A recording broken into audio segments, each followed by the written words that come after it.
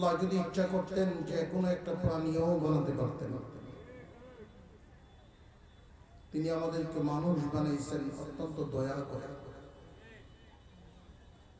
এই দুনিয়াতে আমরা যা কিছু দেখি বা না দেখি সমস্ত কিছু আল্লাহ বানিয়েছেন তার হুকুমের মাধ্যমে। শুধুমাত্র মানুষ বানাইছেন আল্লাহ কুদরতি হাত লাগায়া। মানুষ বড় আদরের জাত। আল্লাহ আমাদেরকে মানুষ বানাইছেন, তাও আবার ইমানদারের ঘরে পাঠাইছেন। তিনি যদি ইচ্ছা করতেন বেঈমানের ঘরেও পাঠাতে পারতেন। আল্লাহ যে কতগুলি দয়া আমাদের উপরে করছেন একটা একটা করে বলতেছি। প্রথমত মানুষ বানালেন, দ্বিতীয়ত মুমিন মুসলমানের ঘরে জন্ম দিলেন। এই ঈমান নামক দৌলত হাসিল করতে গিয়া কোনো ত্যাগ কোরবানি দিতে হয় না। বাড়ি ঘর আত্মীয় স্বজন কিচ্ছু হারাইতে হয় না। আরেকটা নিয়ামত আখিরি জামানার পয়গম্বরের উম্মত বানাইছেন। আমাদেরকে আসমানি কিতাব দুনিয়াতে পথ চলার জন্য আমাদের যেই সংবিধান কুরআনুল কারীম কালামুল্লাহ নাযিল করেছেন আমাদের হাবিবের।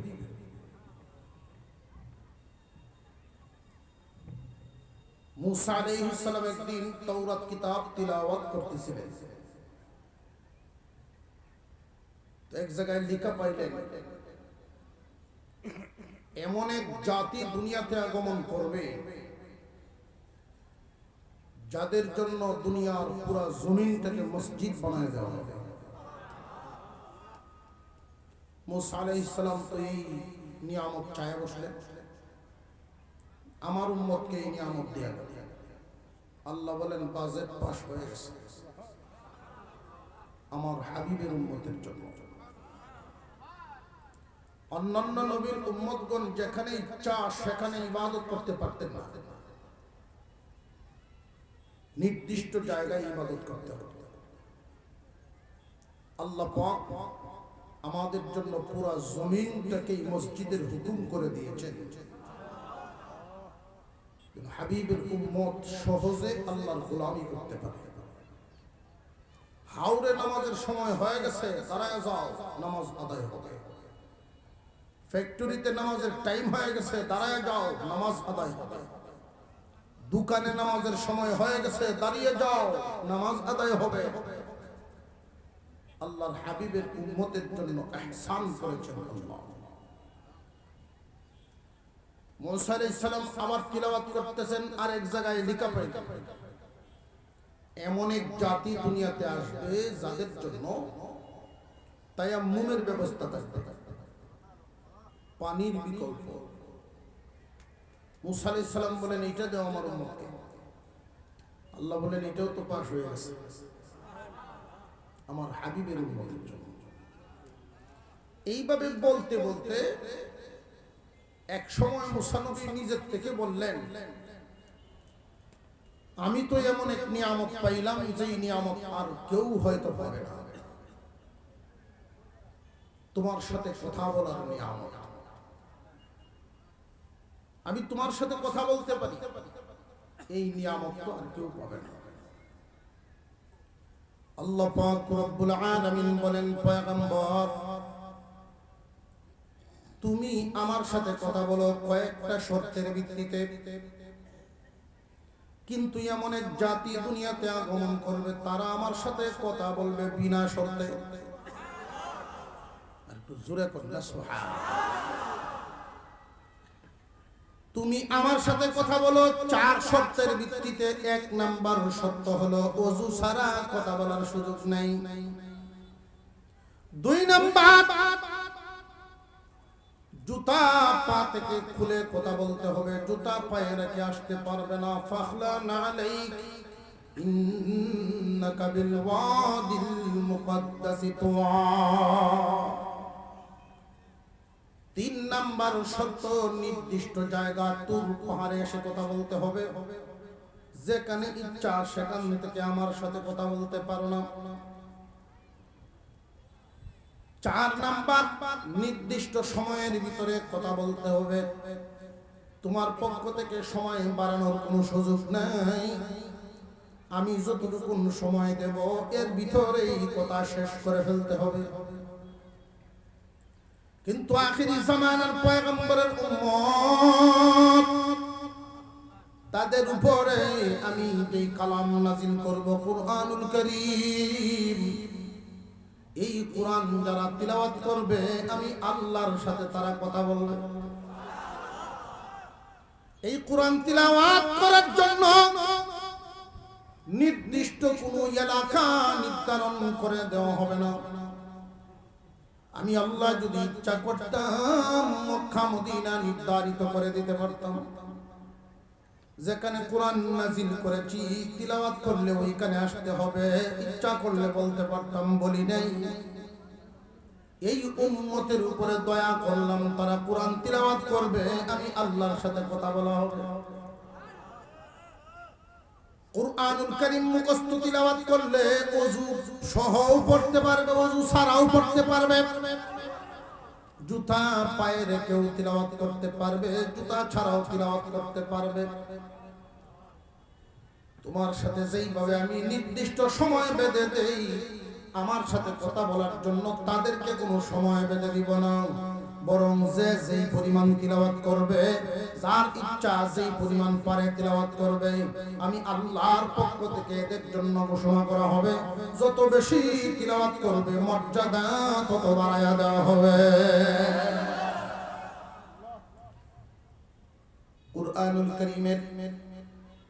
কুরআনুল কারীম নিয়ে কয়েকখানা কথা আজকে আপনাদের সামনে বলা আমার ইচ্ছা।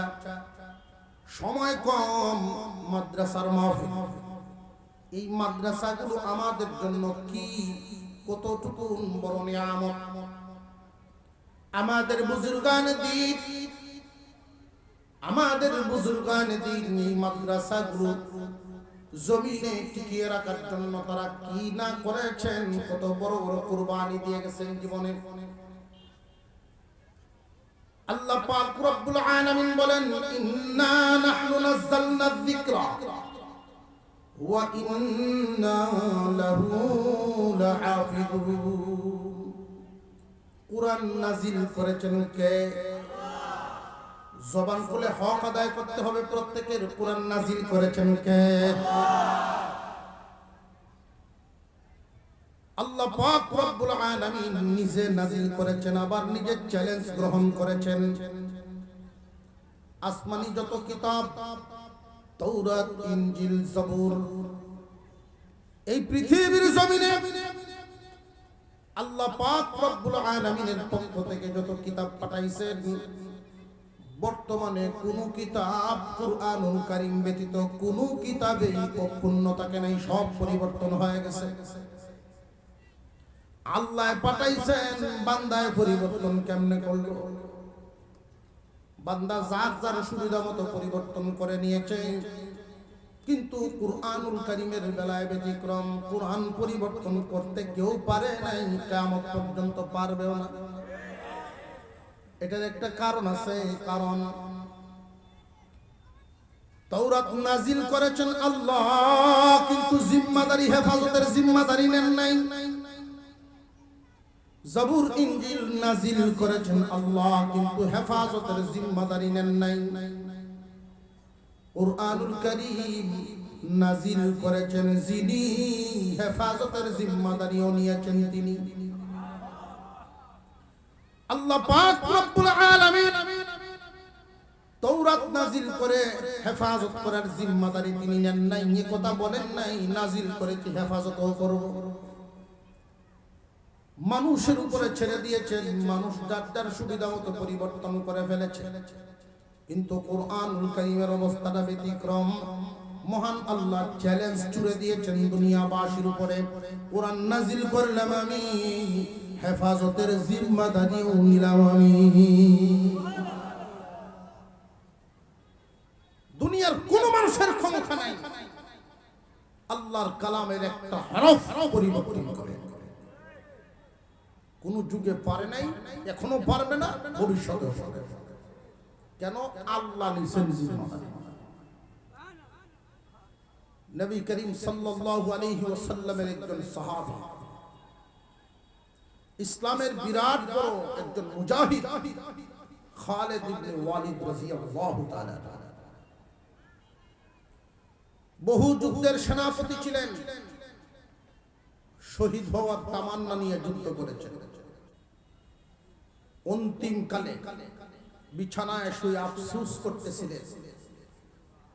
ওনার বিবি তেল মালিশ করতেছিল ওনার গায়ে, পিঠে পেটে তরবারির আঘাত, অনেক আঘাত। খালিদ ইবনে ওয়ালিদ রাদিয়াল্লাহু তাআলা আনহু চোখের পানি ছাড়ছিলেন আর কাঁদছিলেন। রে বিবি, মনের আশা মনে রইল, আশা তো পূরণ হইল না। জিহাদের ময়দানে শহীদ হব, এই ছিল আমার মনের তামান্না। শহীদ তো হতে পারলাম না, কেন আমি তাও বুঝলাম না। দিনদার বিবি তিনি জানায় দিলেন, স্বামী হে, আপনি কেমনে শহীদ হইবেন? আপনি তো শহীদ হওয়ার মতো না। কেন? আপনার কি মনে নাই আল্লাহর নবীর কথা? বিশ্ব নবী যে বলছিলেন, আপনি খালিদ সাইফুল্লাহ, আপনি আল্লাহর তরবারি, আপনাকে যদি কেউ শহীদ করে দেয় তারা বলবে আল্লাহর তরবারি ভেঙে ফেলছে। বিশ্ব নবীর জবান দিয়া বাহির হইছে, আপনি খালিদ সাইফুল্লাহ, কে আপনাকে শহীদ করে এই সাহস কার আছে? আল্লাহ রাব্বুল আলামিন কোন জিহাদের ময়দানে আপনাকে শহীদ করবেন না। আল্লাহর কালাম নাজিল করেছেন যিনি, আমার কাজটা তারা কাঁধে উঠায় নিল। কিয়ামতের দিন আমি আল্লাহ এদের মর্যাদা বাড়াইয়া দিব। দুনিয়ার জমিনে আলামত দেখবেন, আল্লাহর কালামের সংস্পর্শে যেই বস্তুটাই আসে তার দাম বাড়ে। 10 লক্ষ টাকা দিয়ে যদি কোনো শাড়ি বিক্রি হয়, মানুষ তা পরিধান করে কোনদিন ওই শাড়িটা সালাম করবে না, সম্মানও করবে না। কিন্তু 30, 40, 50, 60 টাকা দামের কাপড় দিয়া যদি কেউ কোরআনের গিলাফ বানায়, কভার বানায়, তার দাম কত বাড়ে। কাঠ দিয়া কত ফার্নিচার বানায় আমরা ব্যবহার করি, কোনদিন এত সম্মান করি না। কিন্তু এক টুকরা কাঠ দিয়ে যদি কুরআনুল কারীমের রিহাল হয়, আর দাম কত বাড়িয়া যায়। আল্লাহর কালাম কুরআনুল কারীম যেই রাত্রিতে নাজিল হয়, রাতের দাম কত বাড়ছে। ইন্না আনজালনাহু ফি লাইলাতিল কদর ওয়া মা আদরাকা মা লাইলাতুল কদর লাইলাতুল কদরি খায়রুম মিন আলফি শাহর। 1000 মাস হইতে উত্তম হয়ে গেল একটা রাতের দাম। 1000 মাস হইতে উত্তম হয়ে গেল একটা রাতের দাম। কেন? কোরআন নাজিল হয়েছে এই রাতের ভিতর দিয়া। মহান আল্লাহ এই রাতের মান দাম বাড়ায়া দিলেন। মুসলমান ইমানদার ভাইরা আমার, আল্লাহর কালামের সংস্পর্শে আসলেই তার দাম বেড়ে যায়। কুরআনুল কারীম তো এমন এক গ্রন্থের নাম, একজন মুসলমান দুনিয়ার জমিন থেকে বিদায় হয়েছিল। ভারতবর্ষের বাস্তব ঘটনা। একজন মুসলমান দুনিয়ার থেকে বিদায় হয়ে গেছেন। প্রত্যন্ত অঞ্চল, যেই অঞ্চলে, যেই গ্রামে ভালো কোনো জাননেওয়ালা মানুষ নাই, একটা মানুষকে কেমনে কবরে দেওয়া লাগে, ওইখান থেকে মানুষ রাস্তায় এসে দাঁড়িয়েছে, কোনো জাননেওয়ালা লোক পাওয়া যায় কিনা। একজন হুজুর পাইলেন, ওনারে হাতে পায়ে ধরে সেখানে নিয়ে গেলেন। হুজুর আসেন, আপনি একটু ব্যবস্থা করে দিবেন, লাশটা দাফন করার জন্য জানাজার নামাজ পড়ায়া দিবেন। জানাজার নামাজ পড়ায়া দিলেন, দাফন করলেন। করে যখন তিনি চলে আসলেন, হঠাৎ করে ওনার বুক পকেটে গুরুত্বপূর্ণ একটা ডায়েরি ছিল, মাদ্রাসার হিসাব বিকাশ। তাড়াহুড়ো করে লাশ রেখে যখন উঠে আসেন, ওই ডায়েরিটা গুরুস্থানের ভিতরে পড়ে গিয়েছিল। আবার ফিরে গেলেন, জানাইলেন কি ব্যাপার, আপনাদের এখানে কি কোন ডায়েরি পাইছেন? যে না না। ও ভাই সাহেব, আমার ডায়েরিটা তো কবরের ভিতরেই পড়ে গেছে, যদি অনুমতি দাও মাটি সরায় আমি আমার ডায়েরিটা আনতে পারি। লোকেরা বলল, হুজুর মাসআলা সম্পর্কে তো আমাদের কোনো ধারণা নাই, আপনি জানবেন। হুজুর মাটি সরায় যেই মাত্র ডায়েরিটা উঠাইলেন, অনুমান করে হাত দিছেন, ডায়েরি পাইছেন। কিন্তু আশ্চর্যের ব্যাপার হলো, এত সুঘ্রাণ এই কবরের ভিতর থেকে, এত সুঘ্রাণ। হুজুর বলেন, ছাত্র জীবন থেকে নিয়ে এই পর্যন্ত কত আতর ব্যবহার করলাম, কিন্তু এই দুনিয়ার কোন সুগন্ধির সাথে এই ঘ্রাণের মিল না। আশ্চর্য হয়ে গেলেন আল্লাহর বান্দা। লোকদেরকে জিজ্ঞাসা করলেন, উনি কেমন আমলওয়ালা ছিলেন? একজন স্বাভাবিক জীবন যাপন করেনওয়ালা, নির্দিষ্ট তেমন বড় কোন আমল আমাদের জানা নাই। হুজুর বললেন, ওনার বিবি তো আছেন? জি আছেন। পর্দার আড়াল থেকে ওনার সাথে শর্টকাট সময়ে একটু কথা বলতে চাই।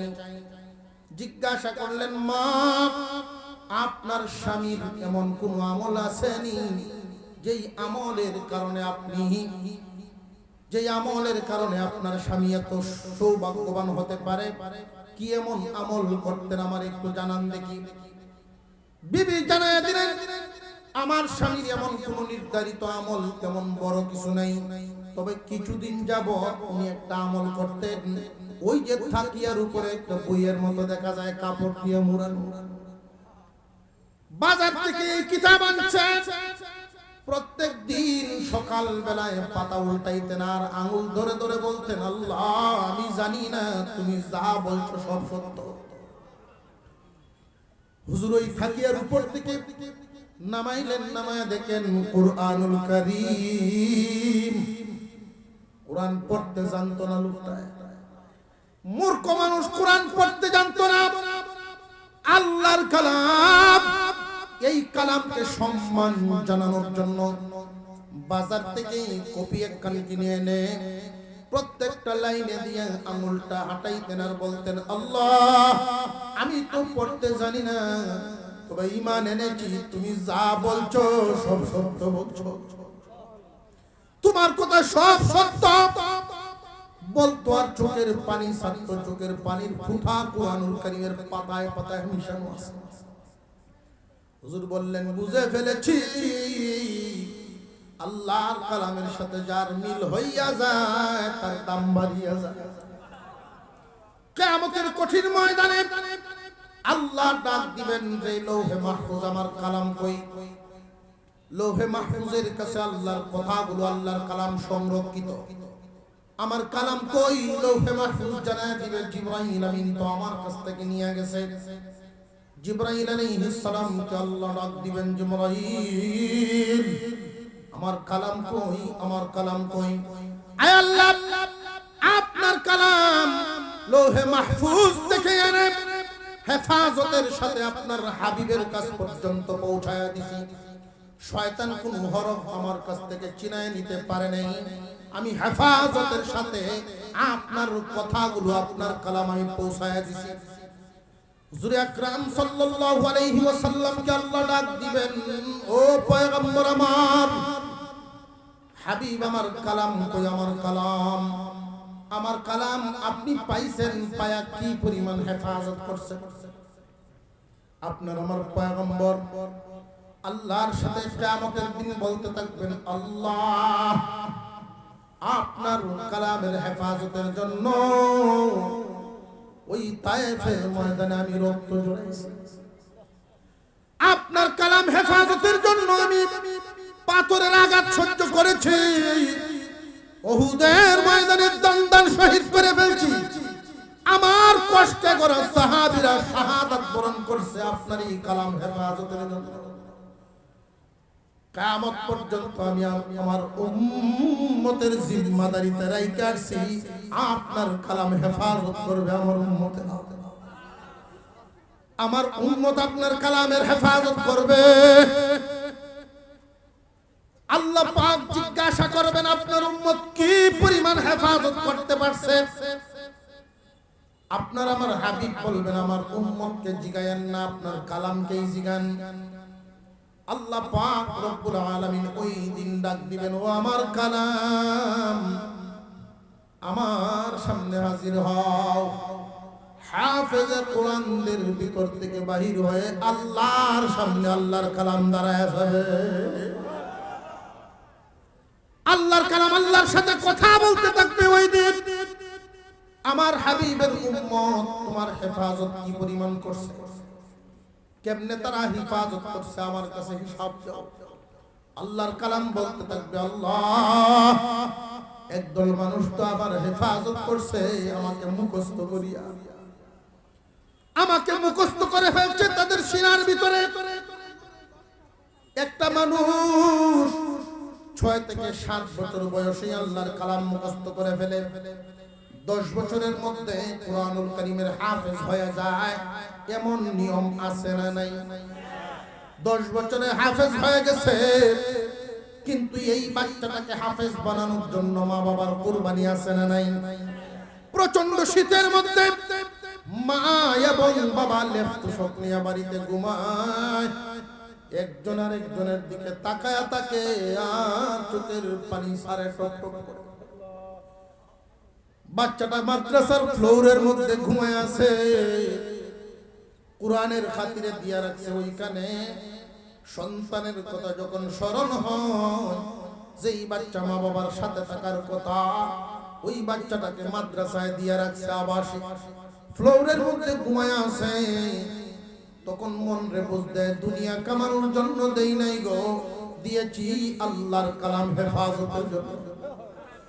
আল্লাহর কালামের হেফাজতের জন্য দিলাম সন্তানকে। আল্লাহ পাক রব্বুল আলামিন ওই দিন ডাক দিয়ে বলবেন, ফেরেশতারা হাফেজ এবং আলেমের মা বাপদেরকে খুঁজিয়া খুঁজিয়া বাইর করো। হাফেজ আলেমদের মা বাপকে খুঁজিয়া বাহির করো, এদের মাথায় নূরের টুপি পরায়া দাও, নূরের টুপি, এমন টুপি পরায়া দাও হাসরবাসীরা তাকায়া তাকায়া দেখবে ওরা হাফেজ আলেমদের মা বাপ। কুরআনুল কারীমের হাফেজ গুণ আলেমগণের জন্য আল্লাহ পুরস্কার ঘোষণা করবেন, মর্যাদা। আমাদের এই দেশীয় আইন, দুনিয়ার জমিনে দেশীয় আইনে একটা পদ আছে, রাষ্ট্রপতির পদ। ফাঁসির রায় হয়ে গেছে এমন আসামিকে উনি মাফ করে দিতে পারেন। কিয়ামতের কঠিন ময়দানে আপনার আমার হাবিব বর্ণনা করেছেন, কিয়ামতের দিন একজন কোরআনের হাফেজ 10 জন সাজাপ্রাপ্ত আসামির পক্ষে সুপারিশ করবে। হাফেজে কোরআন ডাক দিয়ে বলবে, আল্লাহ আমার চাচাকে দরিয়া নিয়ে যায় তোমার ফেরেশতারা, আমার চাচারে নিয়ে যাইতেছে জাহান্নামে, চাচারে ছাড়িয়ে দাও। আল্লাহ বলবেন, কোরআনের হাফেজের সুপারিশ আসছে, ছাড়িয়ে দে, তারে মাফ করে দিন। হিসাব নিকাশ চলতেছে, এমন আসামি যে না না রায় হয়ে গেছে, জাহান্নামের রায় হয়ে গেছে এমন আসামি। পরিবার পরিজন থেকে 10 জন 1 কোটি 2 কোটি 5 কোটি বছর জাহান্নামের সাজা ভুগবে। এইরকম লোক 10 জনের পক্ষে একজন কোরআনের হাফেজ সুপারিশ করবে, মহান আল্লাহ এদেরকে মাফ করে দিবে। হাফেজ আলেমগণ সুপারিশ করতে থাকবে আর মাফ হইতে থাকবে। একদল মানুষ তাকায় দেখবে তাদের হাফেজ নাই, আলেমও নাই, তাদের বংশেই কোনো আলেম ওলামা নাই, বংশের মধ্যে কোনো আলেম নাই। কে সুপারিশ করবে এদের জন্য? এই মানুষগুলো অসহায় হয়ে দাঁড়ায় থাকবে হাসরের মাঠে। এদের পক্ষে সুপারিশ করার জন্য তখন স্বয়ং আল্লাহর কালাম দাঁড়ায় যাবে। আল্লাহ এই মানুষগুলোরে মাফ করিয়া দাও। কেন এদেরকে মাফ করবো? ওরা কি করছে? এদের জন্য আমি মাফ ঘোষণা কেন করব? আল্লাহর কালাম বলতে থাকবে, আল্লাহ বাবার রেখে যাওয়া জমিন বাড়ি বানাই নাই, বাগান বানাই নাই, মাদ্রাসা বানানোর জন্য দিয়া দিছে, আমি কালামের হেফাজতের কাজে ওরাও মেহনত করেছে, আমি কালামের হেফাজতের জন্য ওদের অনেক কুরবানি আছে, এদেরকে মাফ করো। এই জামাতের মধ্যে এমন একদল মানুষ আছে রক্তের কোনো সম্পর্ক নাই, আত্মীয়র কোনো সম্পর্ক নাই, কিন্তু লজিং রেখে রেখে কোরআনুল কারীম মুখস্থ করার জন্য সুযোগ করে দিবে, এমন মানুষও জমিনে আছে না নাই? আল্লাহর কালামের ঘর মাদ্রাসা বানানোর জন্য টাকা পয়সা দিয়ে সাহায্যের হাত বাড়ায় দিত। বিশ্বনবী এক হাদিসের মধ্যে বলেন, খায়রুকুম, উত্তম তোমাদের মধ্যে সর্বোত্তম, মান তাআল্লামাল কুরআন ওয়া আল্লামা, যে কোরআন পড়ে এবং কোরআন পড়ায়। মুহাদ্দিসিনে কেরাম বলেন এই যে ওয়া, এই ওয়া হইল মাধ্যম, যে কোরআন পড়ে এবং পড়ায় আরেক দল পড়ানোর ব্যবস্থা করিয়া দেয়। যুগে যুগে একদল মানুষ এরকম থাকবে কুরবানিওয়ালা, আল্লাহর কালাম হেফাজতের জন্য তারা সর্বাত্মক লেগে থাকে। নিজে পড়তে পারে নাই, সন্তান পড়াইতে পারে নাই, যারা পড়ে এবং পড়ায় এদের পাশে দাঁড়ায় থাকে। কিয়ামতের দিন আল্লাহর কালাম এদের জন্য সুপারিশ করতে দাঁড়ায়। হাসরের মাঠে আল্লাহর কালামের সুপারিশ যেন আল্লাহ আমাদের নসিব করে দেন। জবান করে বলেন আমিন। আজান হয়ে গেছে, নামাজ হয়ে যাবে। অল্প সময়ের ভিতরে আপনাদের কাছে একটা তাগাজা পেশ করা। মুহতামিম সাহেব, বর্তমান যারা দায়িত্বশীল আছেন, আমরা এখানেই জামাত হবে। আমি একটু সংক্ষিপ্ত দোয়া করব আপনাদেরকে নিয়ে।